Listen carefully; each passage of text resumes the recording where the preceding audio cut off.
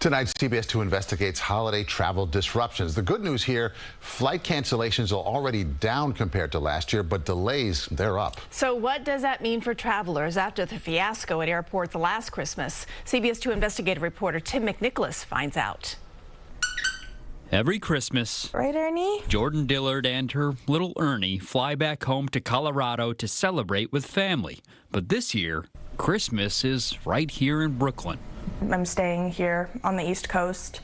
I told my mom I can't go through that kind of stress again. That stress documented through Dillard's Instagram stories and text messages when her flight back to LaGuardia last year was delayed more than 2 hours, then canceled.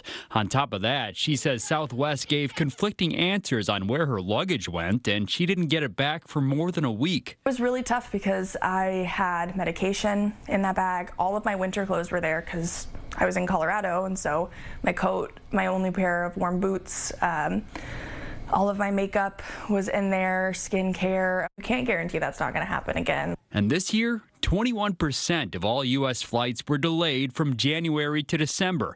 That's up slightly from last year and nearly 4% higher than pre-pandemic. The data from the airline tracker FlightAware also shows average delay times jumped 3 minutes this year. There's probably a variety of factors. One is we are still short-staffed air traffic control-wise, and especially in the busy Northeast corridor, which comprises also New York, LaGuardia, JFK, Newark, some very busy airports. But only 1.3% of flights have been canceled in 2023. Down from last year and even from 2019.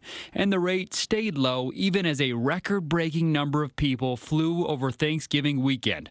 Experts say airlines have scaled back their schedules and ramped up staffing. Everything, of course, will depend on the weather, but I think we're definitely going to see the airlines well prepared going into this holiday season. Last December, it was a blizzard that set off a chain of events that led to 16,000 canceled Southwest flights and 2 million stranded passengers.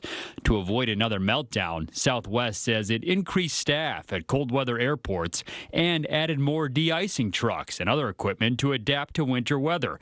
The airline also says it upgraded its internal software to better handle challenges. I used to love flying. None of that is enough to win back Dillard and Ernie. I flew multiple times a year, and now I avoid it like the plague. So if weather cancels your flight, you are entitled to a full refund, but sometimes it's the airline's fault due to maintenance or crew issues. And if that's the case and it's an overnight cancellation, then 9 out of the top 10 airlines, all but Frontier, will cover hotel rooms and transportation. At LaGuardia, Tim McNicholas, CBS 2 News. If you have a story for our investigative team to look into, send them your tips. You can email them or give them a call. The information is there on your screen.